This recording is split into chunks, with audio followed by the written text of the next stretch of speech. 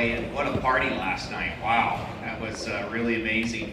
I've been hitting different wrap-ups, and I have a couple more to go to, but I would love to see, if we could, everyone that this is your very first conference, please stand up. Let's give them a huge applause.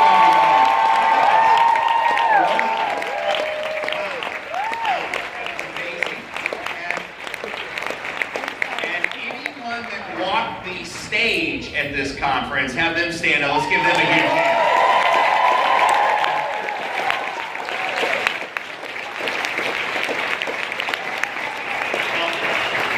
Congratulations. Well, my name's Jeff Roberti. I'm from Sarasota, Florida, and I've been now with the company here with my wife Joanna. I've been with the company now for, got to acknowledge her. I'm going to hear it, by the way.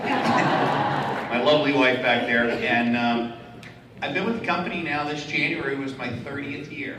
And 30 years ago, I was thank you. 30 years ago, I was a struggling 24-year-old ex-broke waiter that had a really great work ethic and had a lot of desire, was really hungry, had a willingness to work, I was teachable, but I just never seemed to have found the right vehicle in life to grow, become more, and have abundance, to be able to give more, and just play at a higher level from different job to job. And then I was very fortunate that a friend of mine cared enough about me to share with me our products.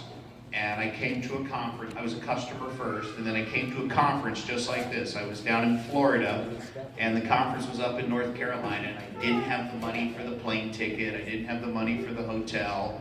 And you know, sometimes you just got to do what you got to do. And I ended up driving up to that conference, and I slept in my car. I worked out at the gym.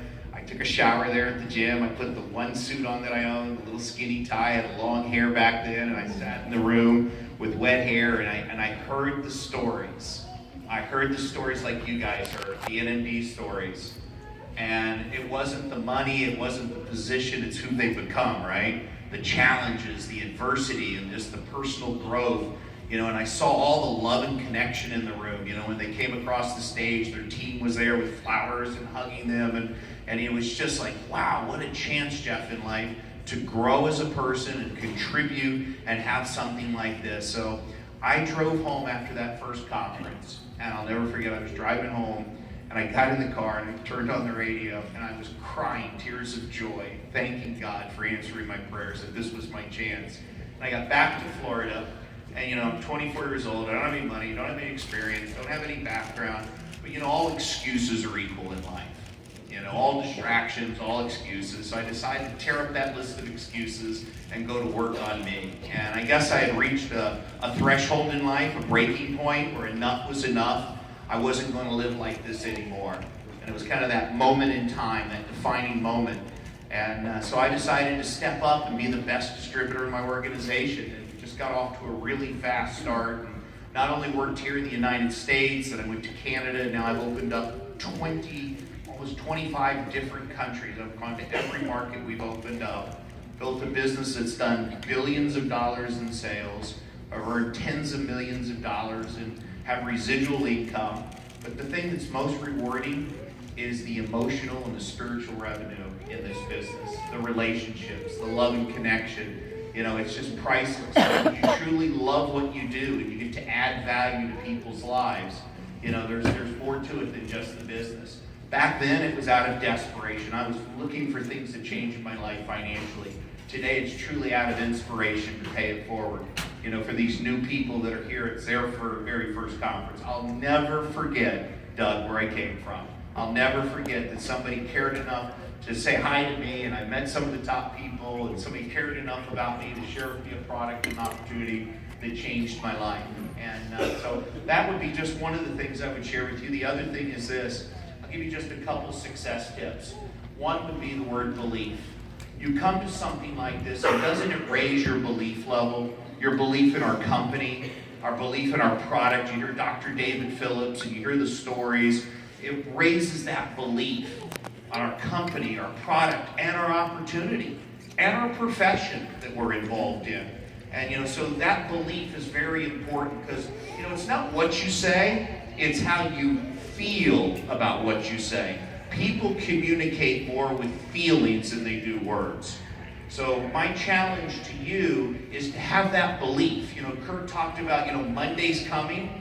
Here's how you show up Monday. You show up with confidence. You show up with that voice of authority. You come from a position of strength. You have that congruency, that conviction, that passion. You show up with some energy and show up in state where people say, wow, something's going on here. Success breeds success, right? Number two, though, you can't just show up with that confidence and bulletproof and that voice of authority. Number two is you got to have a servant's heart.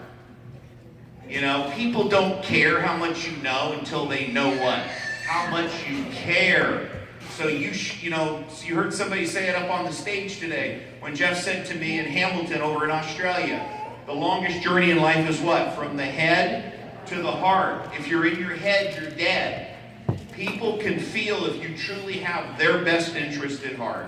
And if you come from a servant's heart, like Dr. Mitra Ray does, and like Joy does, and so many people in this room, are there to, and here's the three things I do. When I'm talking to somebody, I go into a relationship to give, not to get. To give, not to get. And I'm not measuring what I get in return. There's no hook here. I'm not giving to get. So I'm going to that relationship to give, not to get, because what you get in life lasts a while, what you give lasts a lifetime. So I truly go in there with that mentality. Zig Ziglar, a good old boy from Texas, probably said it the best. If you help enough other people get what they want out of life, what? I can't hear you. You get what? Anything you want out of life. So you go in there with that servant's heart. And I always focus on, number one, their needs, not my needs. What are their needs? I want to meet their needs, and I want to meet it at a very high level. Number two, I want to add value to their lives. Value to their lives with our product, right? You want to add value to their lives with our product and with our opportunity, with prosperity and abundance and growth and contribution. And if you do that, then number three, you'll have raving fan relationships. Long-term relationships equal what? Long-term success.